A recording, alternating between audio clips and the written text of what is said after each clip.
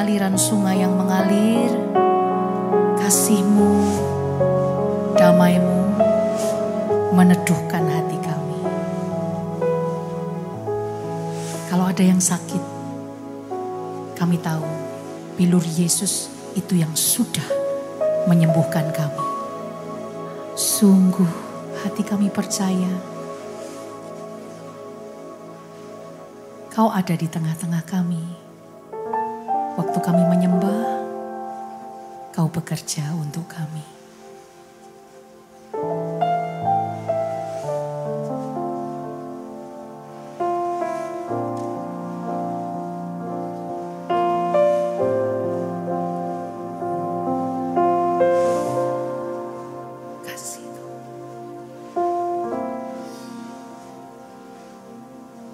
Tiada berubah kuasa nama-Mu, tiada berkesudahan kasih setia-Mu. Apabila Tuhan sudah berfirman, maka semuanya jadi. Tiada berubah kuasa nama-Mu, tiada berkesudahan kasih setia-Mu. Apabila Tuhan sudah berfirman, maka semuanya jadi. Selama ku menyembah-Mu, ku percaya bahwa mujizat masih terjadi. Selama Kau besertaku, ku melihat ada mujizat setiap hari.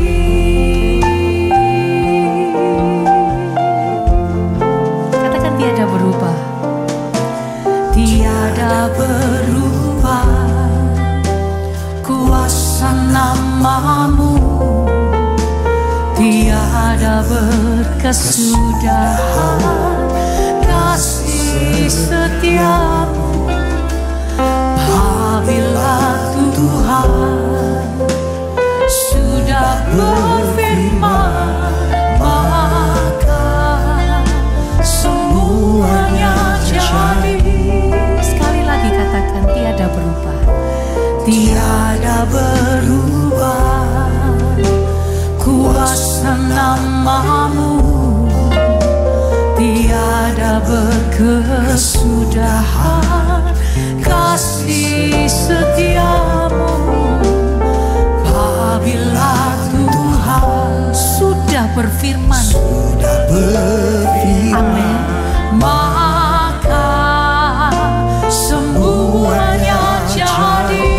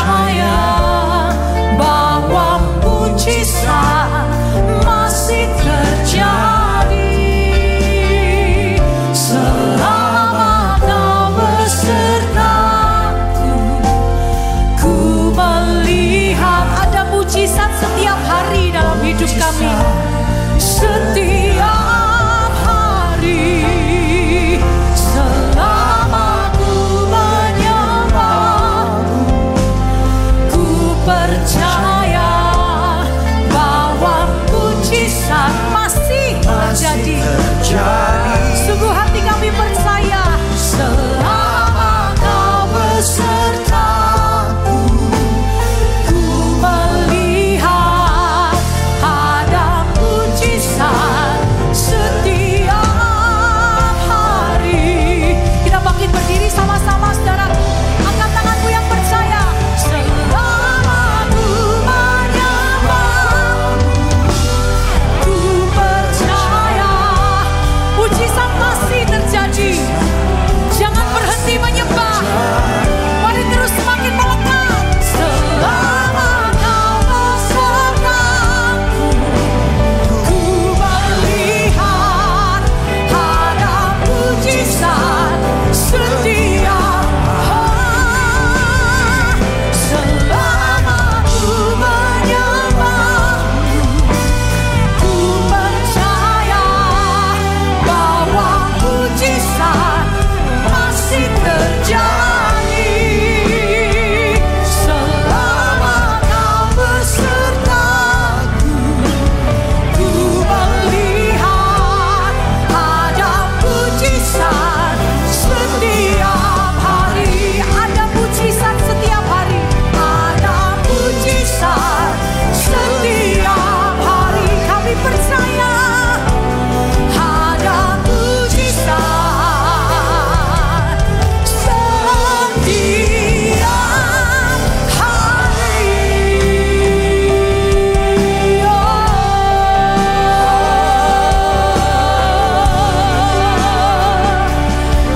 Kami mau terus menyembah-Mu. Kau selalu bersama kami, Tuhan. Kami percaya.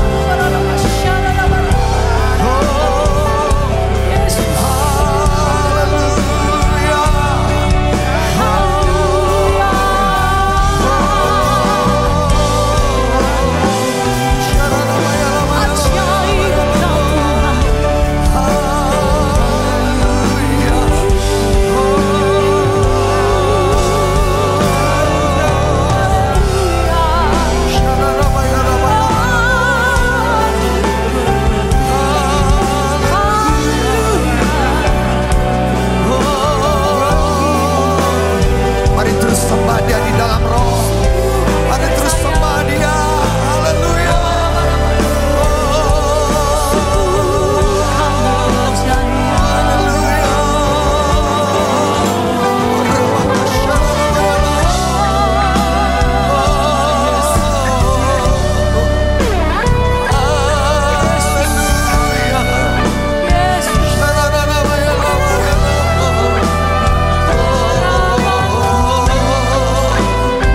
Terima kasih.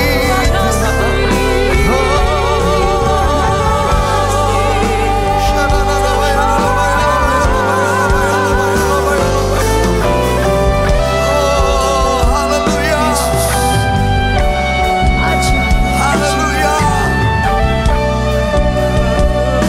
Terima kasih Tuhan.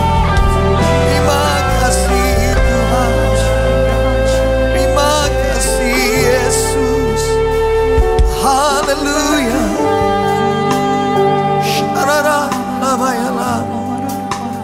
Terima kasih Tuhan. Terima kasih Bapa. Sungguh kami percaya bahwa mujizat-Mu terus terjadi di tempat ini. Amin. Mujizat-Mu masih terus berlangsung di tempat Amin. ini. Ku percaya. Oh, terima kasih Tuhan. Terima kasih Bapa yang baik. Terima kasih Bapa yang baik. Dan kami sungguh percaya Hanya kebenaran firman Tuhanlah yang memerdekakan setiap kami. Oleh karena itu kami siapkan tanah hati kami ini Tuhan, untuk kami boleh menerima kebenaran firman-Mu. Menerima kebenaran firman-Mu Tuhan. Terima kasih Bapa. Terima kasih Yesus. Firman-Mu pelita terang jalanku, beri pengharapan dan kepastian, mampukan melewati semua persoalan, sangat teruji dan beri kemenangan. Sekali lagi katakan firman. Firman-Mu pelita terang jalanku, beri pengharapan dan kepastian. Oh, mampukan melewati semua persoalan, sangat teruji dan beri kemenangan. Angkat tanganmu, katakan firman-Mu, yes, ceritakan kasih-Mu, menyucikan hati dan pikiranku.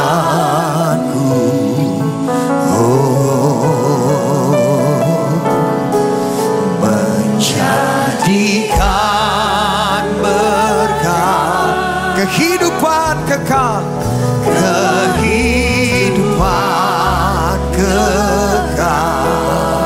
Oh, sampai ku menjadi harta kesayangan. Mari angkat tanganmu dengan iman percaya, katakan. Oh, firman-Mu ya Tuhan, ceritakan kasih-Mu. Oh, menyucikan hati dan pikiranku. Oh, jadi berkat bagi kami Tuhan. Menjadikan berkat, yes, amin. Kehidupan kekal, sampai ku menjadi harta kesayangan, sampai ku menjadi, sampai ku menjadi harta kesayangan. Sekali lagi, sampai ku menjadi, sampai ku menjadi harta kesayangan-Mu. Berikan tepuk tangan. Haleluya. Terima kasih Tuhan. Tidak ada yang lebih indah di dalam kehidupan kami kalau kami boleh menjadi harta kesayangan Tuhan. Dunia boleh berubah, keadaan boleh berubah, tapi hidup dan hati kami tidak pernah berubah kepada Tuhan.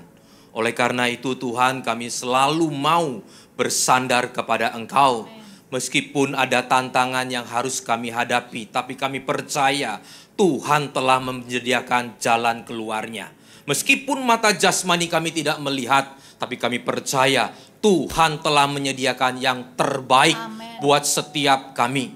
Tinggal kami taat, tinggal kami mau sungguh-sungguh kepada Tuhan. Dan engkau akan melihat pekerjaan-pekerjaan Tuhan yang luar biasa yang akan Tuhan kerjakan di dalam kehidupan kita. Robah cara pandang kami Tuhan.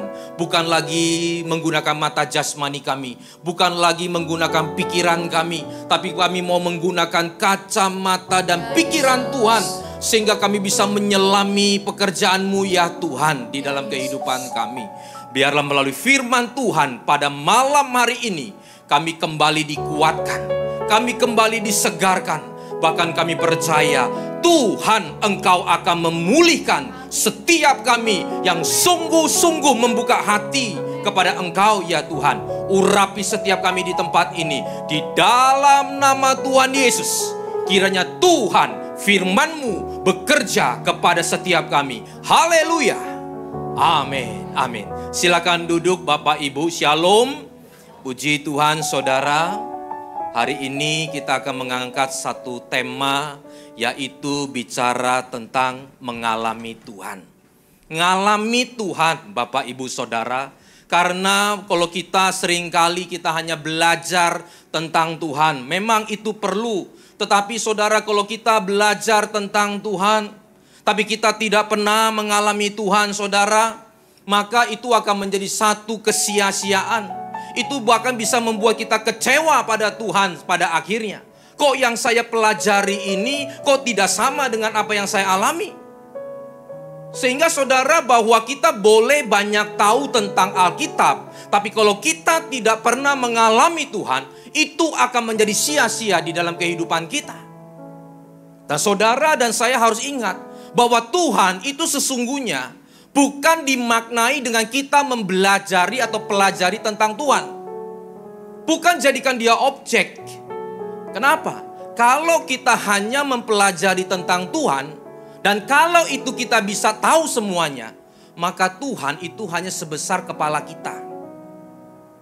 Sehingga Tuhan itu bukan hanya dipelajari, tapi harus dialami di dalam kehidupan kita. Saudara dan saya boleh banyak baca buku. Kita boleh banyak yang saudara namanya baca renungan.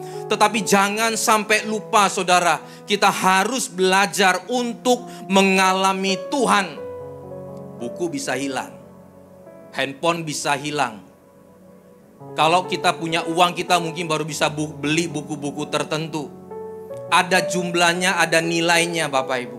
Tapi saya mau katakan, kalau kita punya pengalaman pribadi dengan Tuhan, itu tidak bisa dibayar. Dan harganya tidak ternilai. Dan itu saudara kita bawa sampai seumur hidup kita. Makanya saudara, kita harus mengalami Tuhan.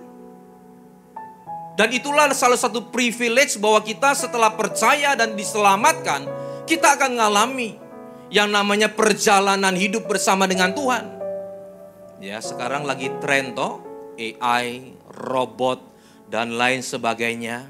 Itu bisa dipelajari, itu bisa diinput program. Bahkan bisa lebih canggih dari kita. Bahkan bisa lebih hebat dari buku-buku yang kita baca. Saudara boleh masukkan ribuan, bahkan jutaan buku ke dalam AI itu. Sehingga waktu kita pencet, kita tanya, dia bisa lontarkan, dia bisa jawab dengan apa yang sudah diprogram.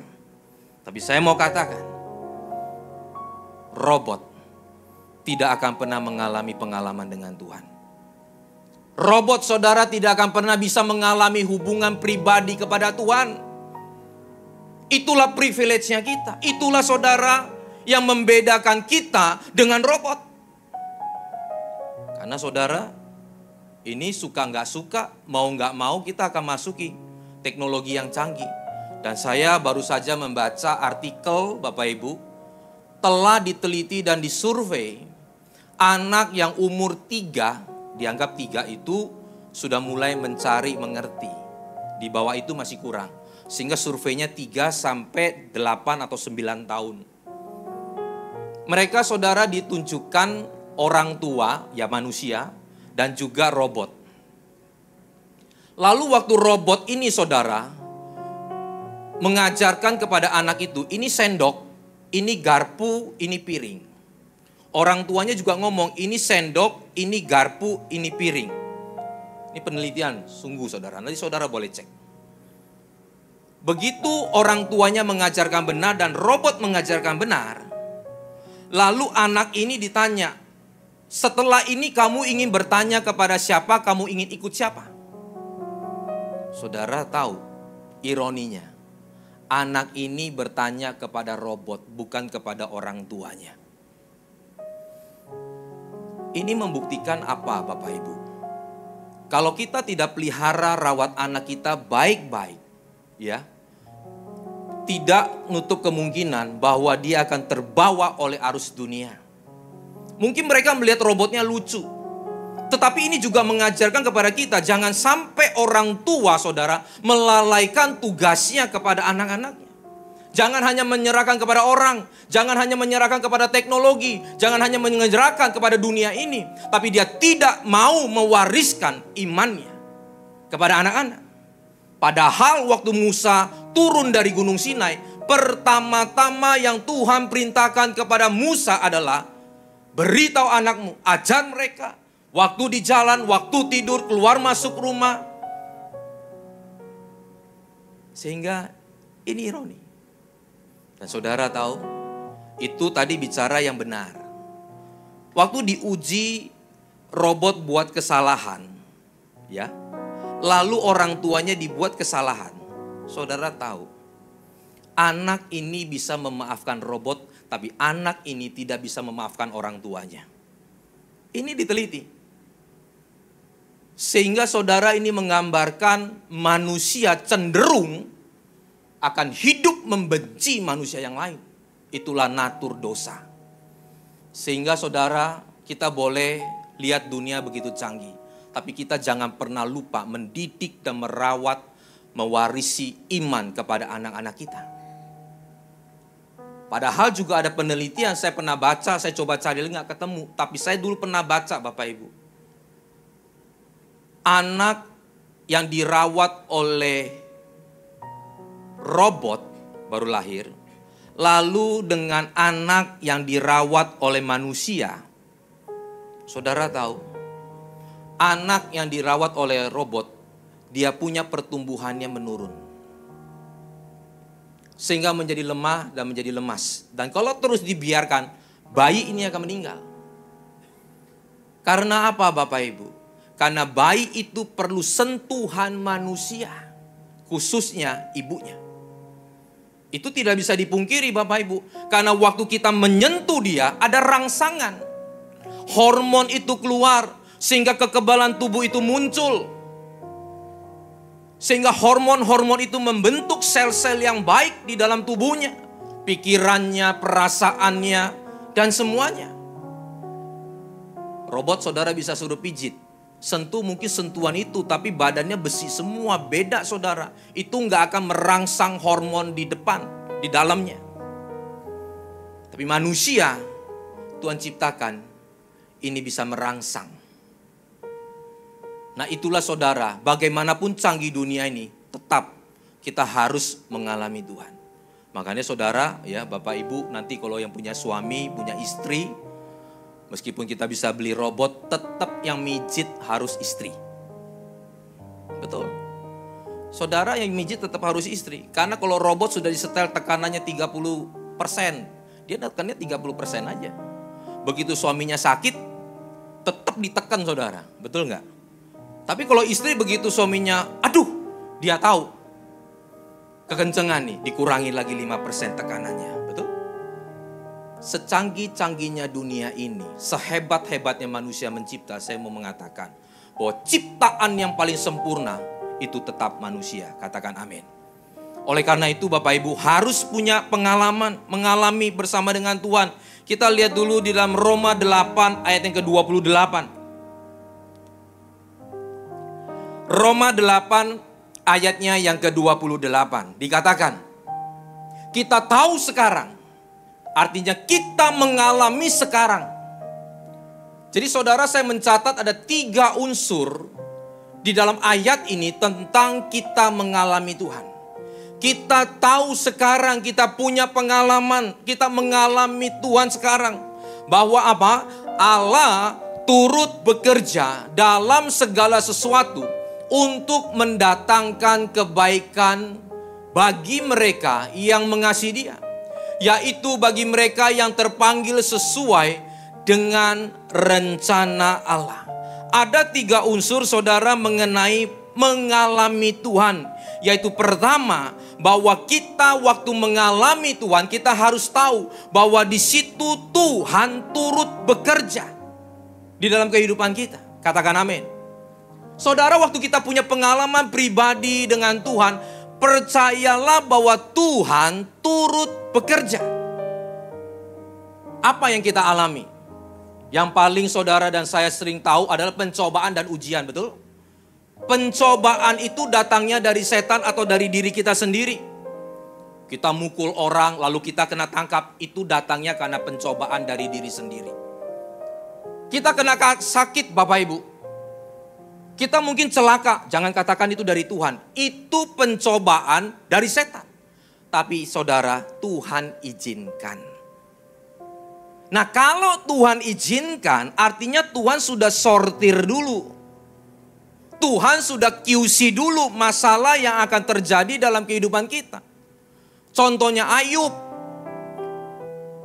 Apa yang ingin setan buat kepada Ayub? Dia mau buat sakit, dia mau buat hancur hidupnya, dia bahkan mau ambil anak-anaknya. Semua itu datangnya dari setan.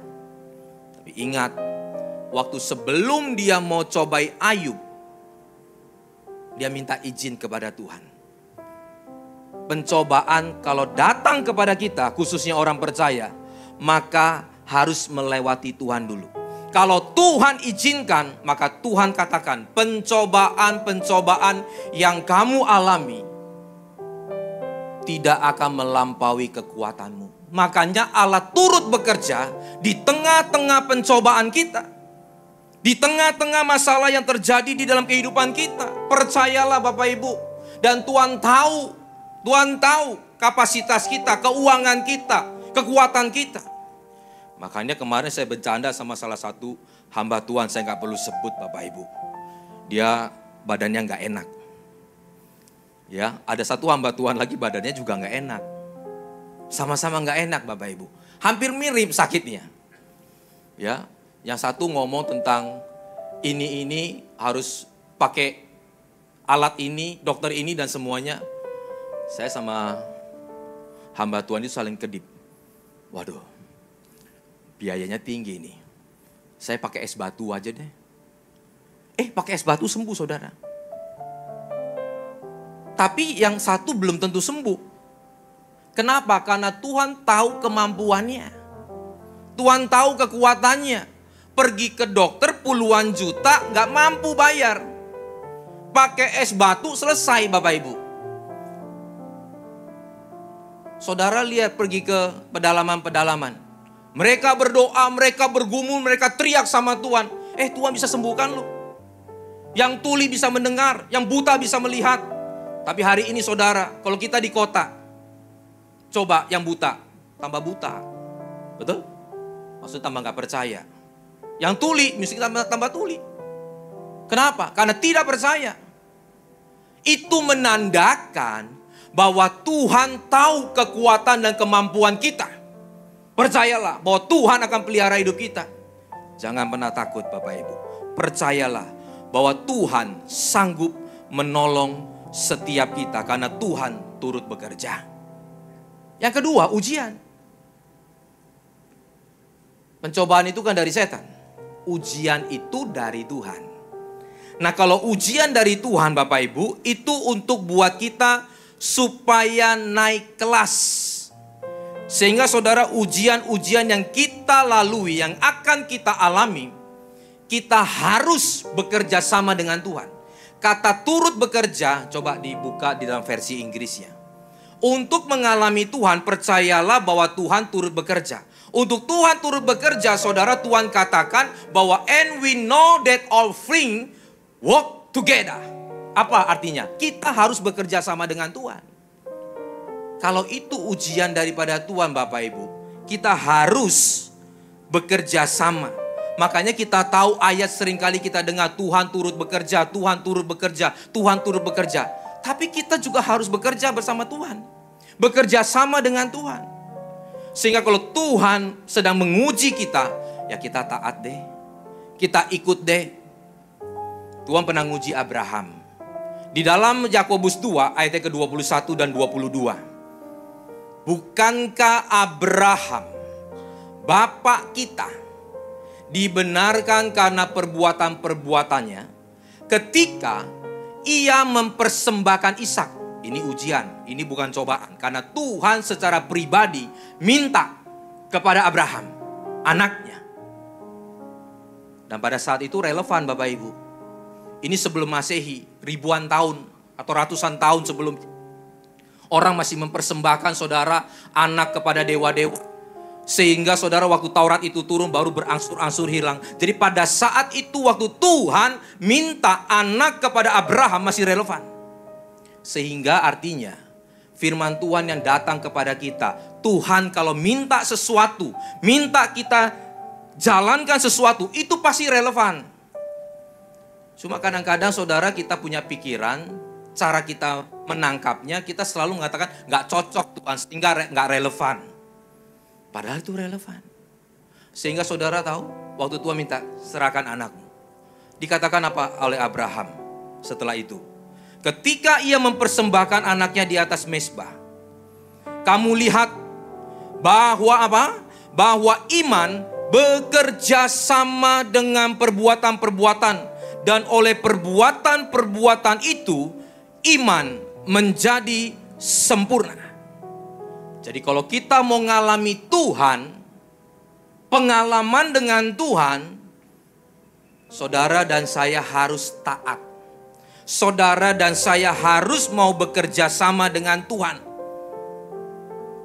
Tuhan bukan nggak bisa, atau Tuhan saudara sebetulnya bukan nggak bisa pakai orang pinter.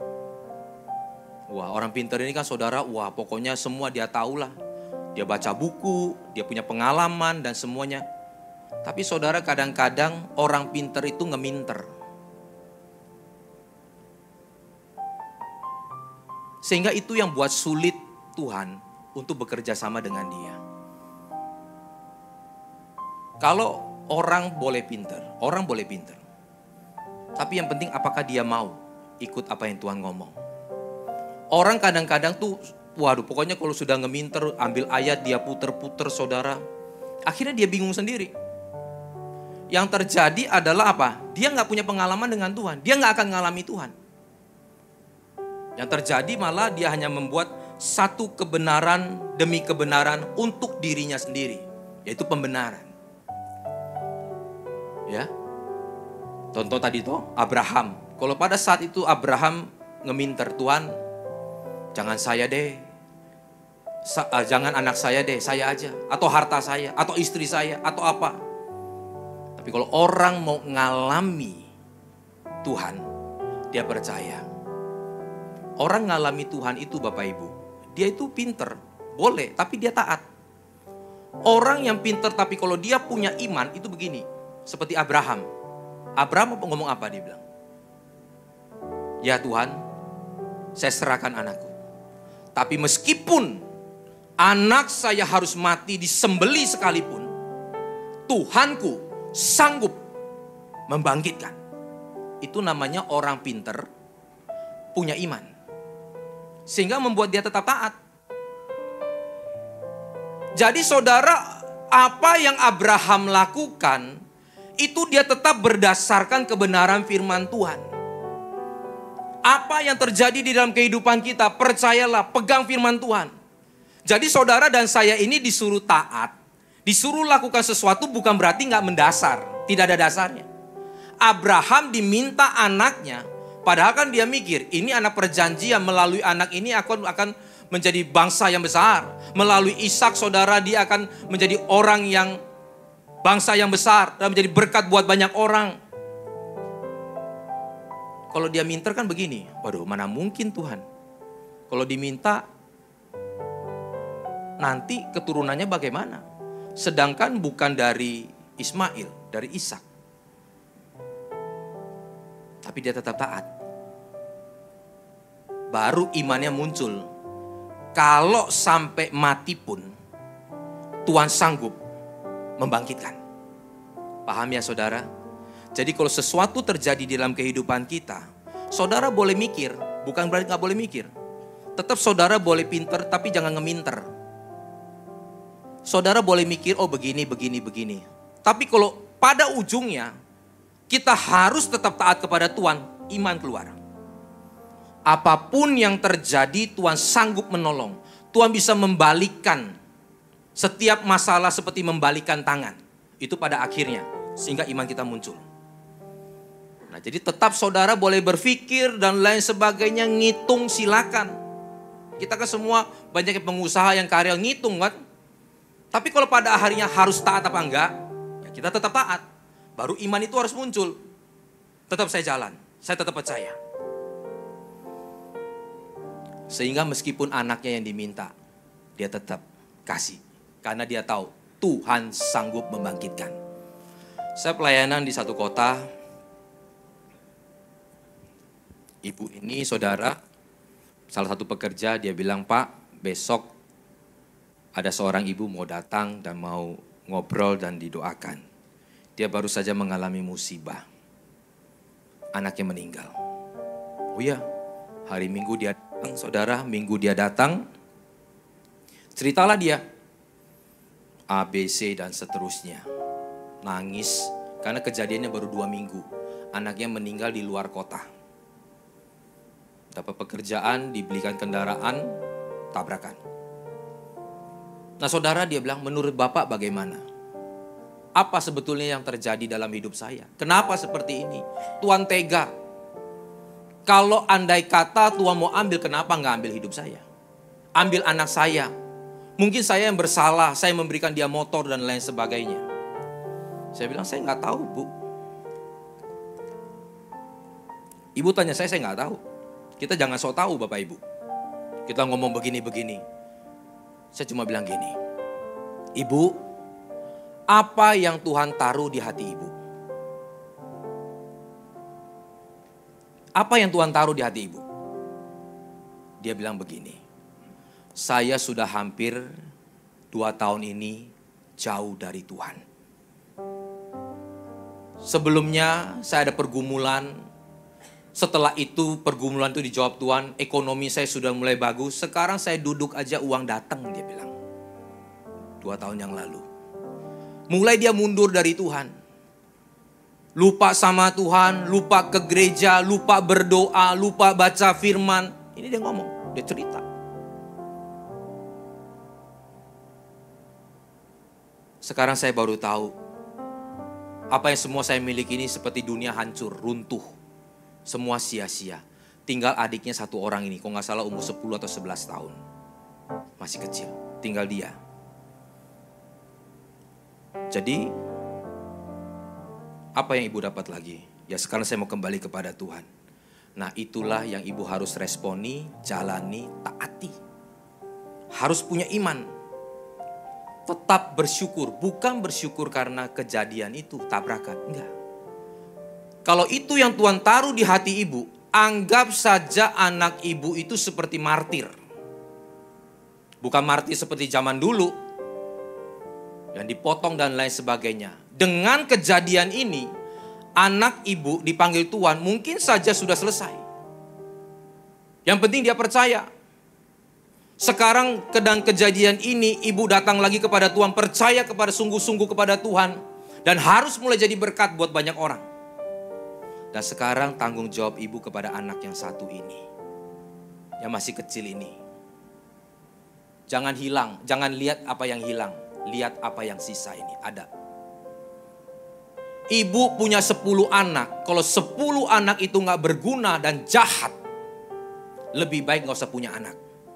Tapi kalau ibu punya 1 anak dan ibu didik ini baik dan berguna, lebih baik 1 anak berguna daripada 10 anak bikin susah manusia. Bikin susah dunia ini. Lebih baik gak usah punya anak. Ibu mau lihat yang mana? Oh ya Pak. Saudara, Allah turut bekerja. Alami Tuhan. Tapi Tuhan juga mau kita bekerja sama dengan Tuhan. Sehingga apapun yang terjadi, taati. Yang kedua adalah dikatakan di Roma 8 ayat 28b-nya, untuk mendatangkan kebaikan. Jadi apa yang kita alami saudara mengandung unsur untuk mendatangkan kebaikan kepada kita. Mungkin seringkali saudara kita melihat bahwa apanya yang baik nyatanya memang gak baik. Tapi saya mau katakan, kalau kita mau mengucap syukur, kita mau libatkan Tuhan, kita mau taat, percayalah pada akhirnya kita akan melihat bahwa itu mendatangkan kebaikan bagi kita. Bahkan orang yang mau jahat sekalipun sama kita, Bapak Ibu, tadi saya suka katakan bahwa kita adalah anak Tuhan, kita telah dipilih Tuhan. Orang boleh berencana mereka-reka saudara, ngatur strategi untuk menghancurkan kita. Tapi kalau Tuhan di pihak kita, jangan pernah takut. Kejadian 50 ayat 20, saudara lihat. Yusuf, Tuhan sudah kasih visi bahwa dia akan dipakai Tuhan luar biasa, menjadi berkat buat bangsa-bangsa. Tapi saudara, orang sekitarnya, khususnya saudara-saudaranya gak suka sama dia. Gak suka sama dia. Apa di dalam Kejadian 50-20 dikatakan?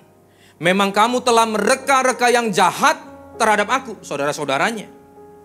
Tetapi aku mau ngomong ya, Allah telah mereka-reka untuk kebaikan. Kamu mereka-reka yang jahat, apa yang kamu lakukan jahat itu, Tuhan mereka-rekanya jadi baik. Jadi apa yang dia alami tetap satu hal yang jahat. Tapi Tuhan bisa robah apa yang buruk, apa yang jahat. Itu menjadi satu kebaikan dan hal yang mujur kepada Yusuf. Dan bahkan dikatakan untuk bangsa yang besar nantinya. Oh ya, saudara, kalau Yusuf gak masuk ke sumur, saya mau katakan, dia akan terus mengandalkan bapaknya. Karena memang dia anak yang dimanja. Dia terus mengandalkan warisan papanya. Tapi waktu dia masuk sumur, dia gak bisa ngomong sama papanya. Dia gak bisa teriak sama papanya. Dia cuma bisa lihat ke atas, teriak sama Bapa di sorga. Mulai bukan mengandalkan manusia, mulai mengandalkan Tuhan. Di tengah-tengah kejahatan yang saudaranya buat kepada dia, di situ Tuhan robah menjadi hal yang baik dalam kehidupannya. Setelah itu saudaranya ngomong, waduh, ini kalau kita biarkan di situ mati, kita nggak dapat apa-apa. Kita jual deh ke bangsa Ismail. Dari penjualan itu, dia akhirnya kenal Potifar. Memang jadi budak, tapi dia mulai kenal Potifar. Dia mulai kerja di tempat Potifar. Dia mulai kenal saudara sama Potifar. Dia difitnah sama istrinya Potifar. Gak apa-apa saudara. Melalui fitnaan rekan-rekan yang jahat. Tapi untuk mendatangkan kebaikan buat Yusuf. Sehingga dia boleh masuk ke penjara. Di penjara itu Tuhan sudah setting. Di mana ada 2 orang yang kasih juru minum dan juru makannya Raja Firaun. Masuk di situ. Ketemu Yusuf. Yusuf akhirnya ngomong tentang mimpi mereka. Lalu Yusuf katakan, jangan lupakan saya. Waktu orang itu keluar, saudara tahu apa yang terjadi? Dia cerita sama Firaun. Di sel itu loh ada Yusuf. Saudara lihat dari kejadian-kejadian yang jahat, kejadian-kejadian yang gak enak. Yang menurut kita, ukuran kita, kenapa Tuhan gak ada? Kenapa Tuhan gak menyertai? Padahal Tuhan sedang proses bawa dia sampai menjadi berkat buat bangsa yang besar. Makanya kalau saudara dan saya ada di dalam Tuhan, gak usah takut.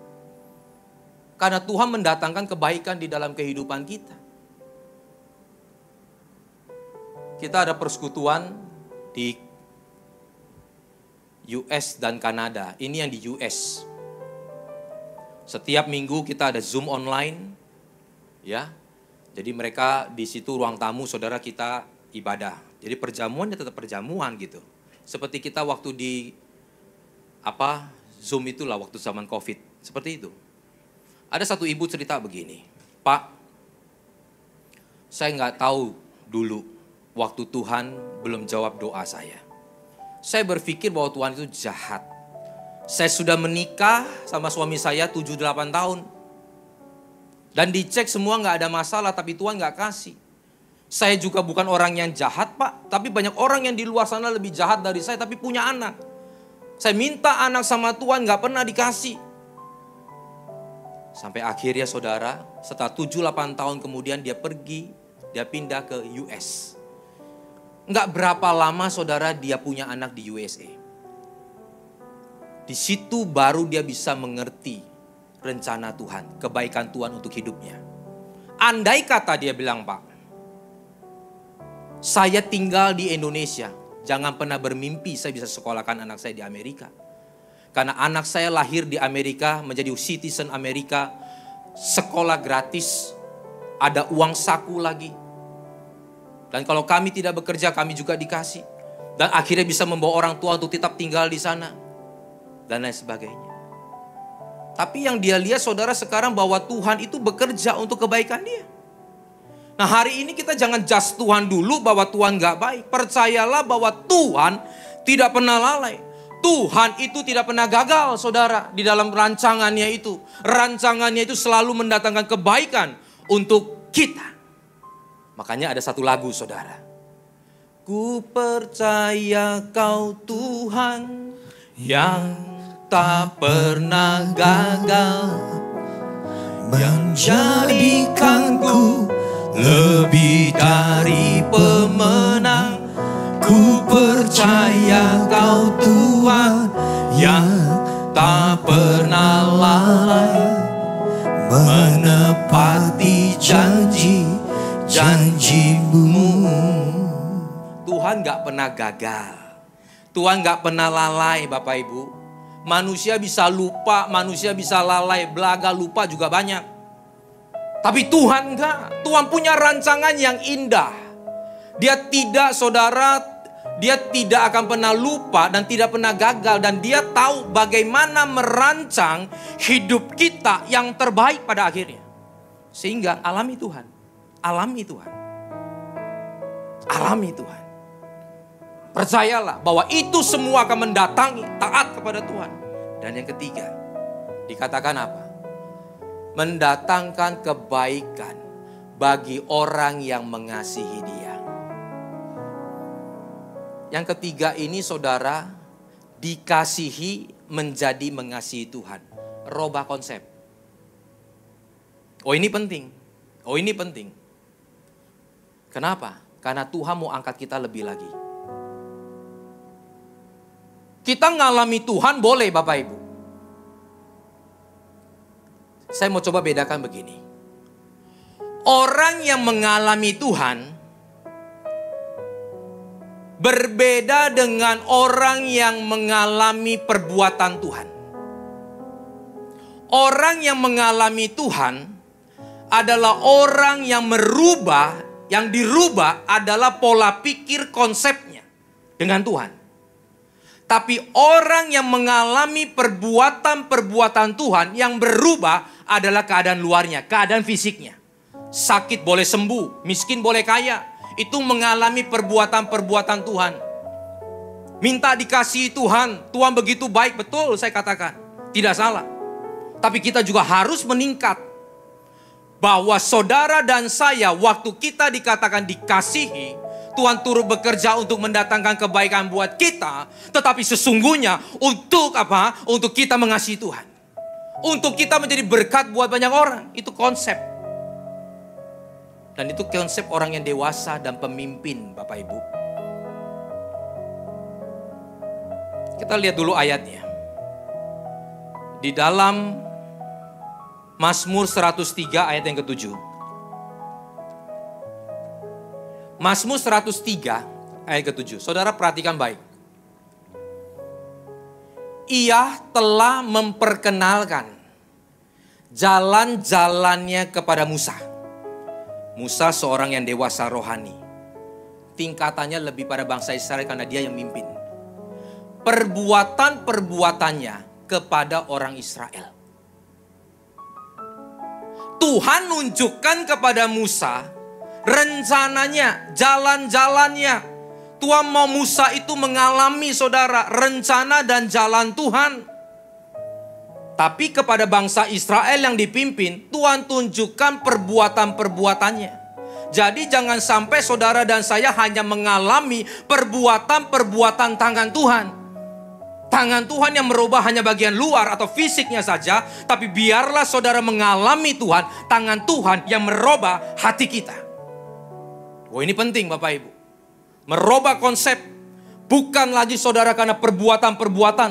Toh saudara lihat, perbuatan-perbuatan yang Tuhan berikan kepada bangsa Israel pun tidak merubah pikirannya, betul? Tetap mengeluh, tetap keluh kesah, tetap menggerutu. Karena apa? Karena yang dilihat hanya perbuatan-perbuatan luarnya saja.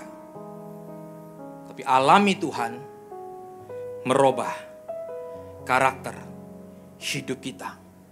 Makanya saudara sangat bersyukur, saya mau katakan, kita ada di tempat yang baik. Tempat yang mengajar kita Bapak Ibu untuk kita lebih dewasa mengenal Tuhan. Mengerti jalan-jalannya. Ibrani 3 ayat 9 sampai dengan ke-10. Kita lihat ini. Ibrani 3 ayat 9 sampai dengan ke-10. Di mana nenek moyangmu mencobai aku dengan jalan menguji aku. Sekalipun mereka melihat perbuatan-perbuatanku, minta roti langsung dikasih, minta kasutnya saudara nggak hancur-hancur dikasih. Minta saudara yang namanya tiang awan, tiang api dikasih. Sandang, pangan, papan dicukupi. Saudara lihat. Kalau orang hanya melihat perbuatan-perbuatan Tuhan, maka dia tetap akan mengeluh. Gak pernah dirubah cara pandang konsepnya kepada Tuhan. Maka saudara seumur hidupnya dia akan terus mengeluh kepada Tuhan. Dikasih apa yang dia minta, dikatakan itu mintanya 2 tahun yang lalu. 2 tahun sekarang sudah inflasi, permintaan harus nambah. Dikasih saudara minggu depan dia katakan itu hanya untuk saya, belum anak saya. Dikasih yang apa anaknya minta saudara, dia katakan gak cukup Tuhan. Itulah saudara manusia yang kalau gak pernah dirubah dalamnya, hatinya. Alami Tuhan bukan soal perbuatan-perbuatannya, tapi hidupnya, karakternya kepada Tuhan.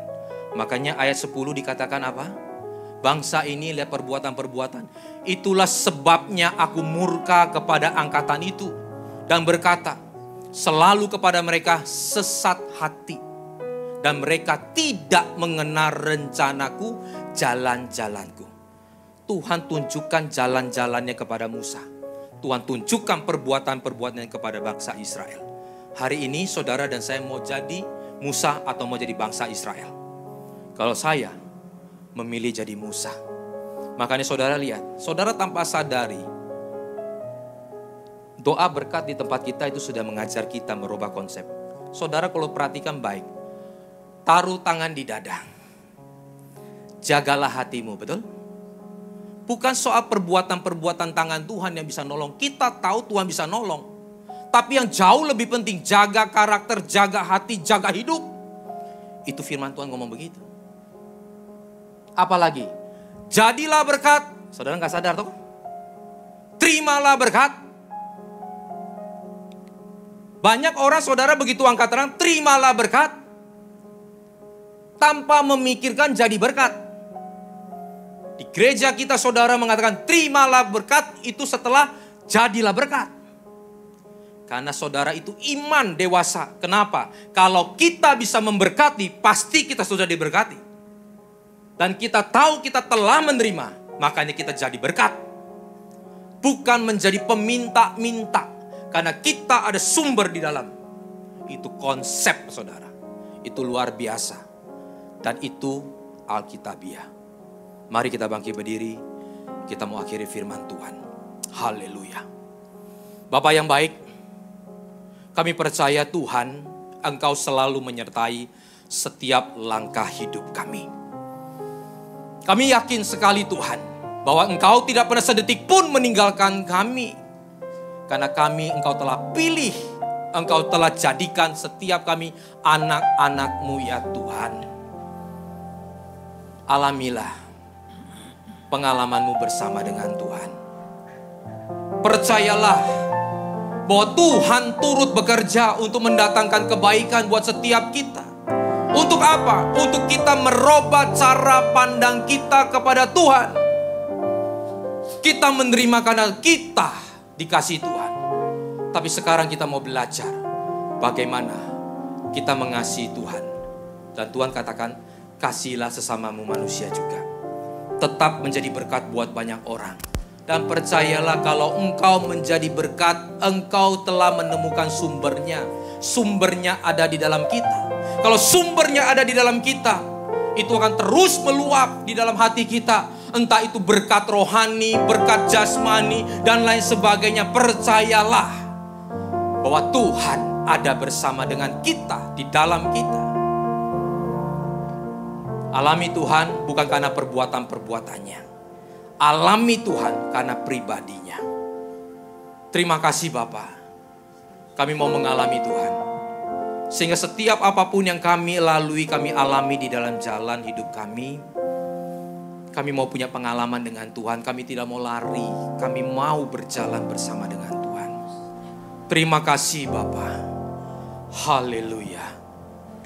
Kami mau berdoa untuk gereja-gereja yang ada di seluruh dunia. Bagi para hamba Tuhan sampai kepada semua jemaatnya. Kiranya Tuhan memberkati mereka semua supaya mereka menjadi berkat dan berdampak. Sehingga gereja di seluruh dunia dipenuhi oleh jemaat yang mencari Tuhan dengan tulus dan takut akan Tuhan. Buat semua hamba Tuhan dan gereja bersatu, rukun dan tidak terpecah-pecah. Supaya dunia percaya bahwa Yesus adalah Tuhan bagi kemuliaan Allah Bapa. Demikian juga untuk gereja di mana kami Engkau percayakan untuk mengembalakannya, yaitu gereja Blessing in the Spirit. Kami mau berdoa untuk setiap persembahan dari jemaat-Mu. Kiranya Tuhan Kau menerimanya dan membalasnya berlipat-lipat. Biarlah persembahan ini berkenan kepada Tuhan sebagaimana persembahan Abel. Tuhan Kau memberikan kemurahan-Mu. Balaslah kebaikan dan kerelaan hati jemaat. Jaga dan lindungi mereka. Serta peliharalah mereka beserta keluarga, pekerjaan, studi, kesehatan, bahkan di dalam kerohanian mereka. Mari dekapkan kedua tangan di dada untuk menerima berkat itu pasti. Tapi yang jauh lebih sulit adalah saat berkat itu kita terima, apakah kita tetap bisa menjaga hati kita untuk menjadi orang yang tetap rendah hati, murah hati, mengasihi Tuhan dan mengasihi sesama. Oleh karena itu firman Tuhan katakan, jagalah hatimu dengan segala kewaspadaan, karena dari situlah terpancar kehidupan.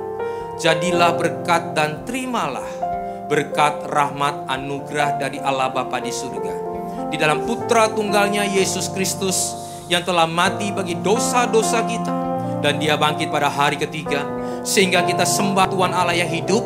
Iman kita bukan kepada Tuhan yang mati. Dia naik ke sorga, menyediakan rumah bagi kita, sehingga kita punya pengharapan yang pasti.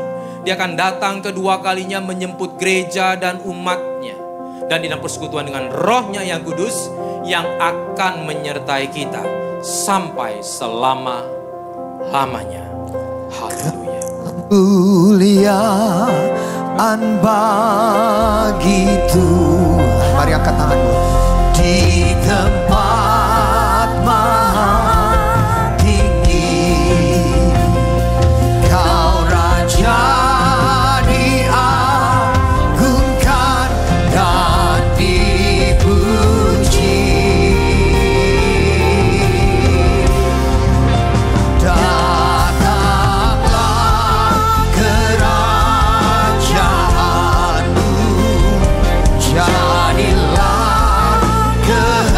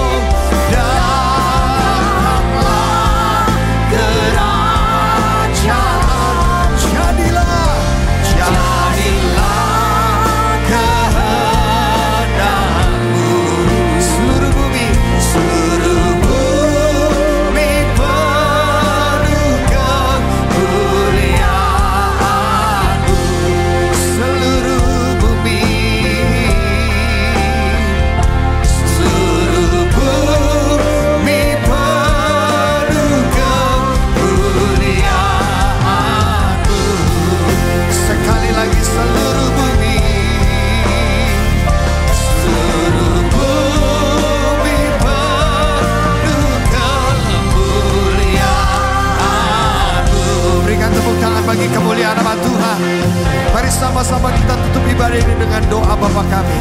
Bapa kami yang ada di surga, dikuduskanlah namamu. Datanglah kerajaan-Mu, jadilah kehendak-Mu di bumi seperti di surga. Berikanlah kami pada hari ini makanan kami yang secukupnya. Dan ampunilah kami akan kesalahan kami, seperti kami juga mengampuni orang yang bersalah kepada kami. Dan janganlah membawa kami ke dalam pencobaan, tetapi lepaskanlah kami daripada yang jahat. Karena Engkaulah yang punya kerajaan dan kuasa dan kemuliaan sampai selama-lamanya. Yang percaya katakan amin. Haleluya. Selamat malam.